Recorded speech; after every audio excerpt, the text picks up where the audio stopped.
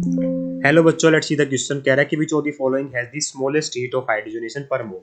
तो देखिए बेटा, जो हीट ऑफ हाइड्रोजनेशन होती है उसका मतलब क्या है। हाइड्रोजनेशन का मतलब होता है बेटा मेरा एडिशन ऑफ करना मेरे को H2 का, है ना। डबल बॉन्ड पे H2 का एडिशन होता है, तो उस टाइम जितनी अमाउंट ऑफ एनर्जी चाहिए बेटा पर मोल, उसको बोलते हैं हीट ऑफ हाइड्रोजनेशन। तो ये डिपेंड किस पे करती है बेटा, डायरेक्टली प्रोपोर्शनल होती है नंबर ऑफ डबल बॉन्ड के। जितना डबल बॉन्ड होंगे उतनी ज्यादा रिक्वायरमेंट होगी, और इनवर्सली प्रोपोर्शनल होती है बेटा मेरे स्टेबिलिटी की।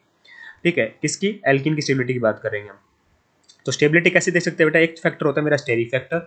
ठीक है, स्टेरिक एनर्जी जितनी कम होगी उतनी ज़्यादा स्टेबिलिटी होगी, और जितनी ज़्यादा स्टेबिलिटी होगी उतनी कम हीट ऑफ हाइड्रोजन होगी। दूसरा फैक्टर होता है बेटा अल्फा हाइड्रोजन। देख लो, जितने ज़्यादा नंबर ऑफ अल्फा हाइड्रोजन होंगे, मतलब डबल बॉन्ड से नेक्स्ट कार्बन में जितने हाइड्रोजन होगी उतना ज़्यादा स्टेबल होगा, जितना ज़्यादा स्टेबल होगा उतनी कम होगी हीट ऑफ हाइड्रोजनेशन। ठीक है, तो यहाँ पे हम सेट करते हैं वन ब्यूटीन को। तो यहाँ क्या है बेटा मेरा CH3 CS CH2 CH double bond CH2, है ना। ये तो हो गया one butene.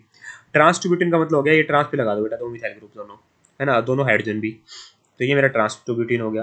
CH to butene का मतलब हो जाएगा दोनों मिथाइल ग्रुप एक साथ लगा दो बेटा, इस तरीके से। ठीक है, ये मेरा CH2 ब्यूटीन हो गया। और प्रोपेन तो बेटा होता है सिंपल है, CH3 CH double bond CH2।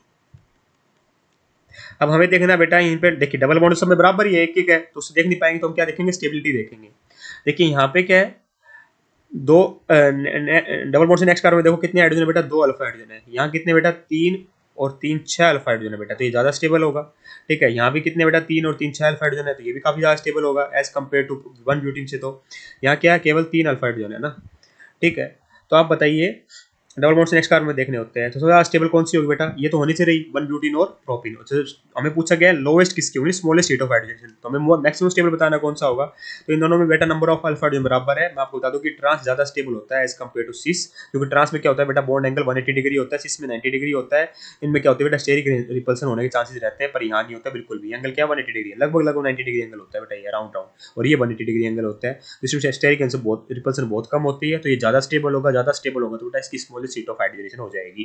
Hence option number 2 perfectly correct होगा। Maximum number of alpha hydrogen है, चलो बेटा नंबर ऑफ अल्फा हाइड्रोजन तो सिस टू ब्यूटेन में बराबर ही थे, पर स्टेरिक रिपल्सन भी कम है ना। तो सबसे ज्यादा स्टेबल ये सबसे ज्यादा स्टेबल जो होता है बेटा, उसकी हीट ऑफ हाइड्रोजन उतनी ही कम होती है। I hope you got the answer. Option number 2 is correct here. Thank you so much.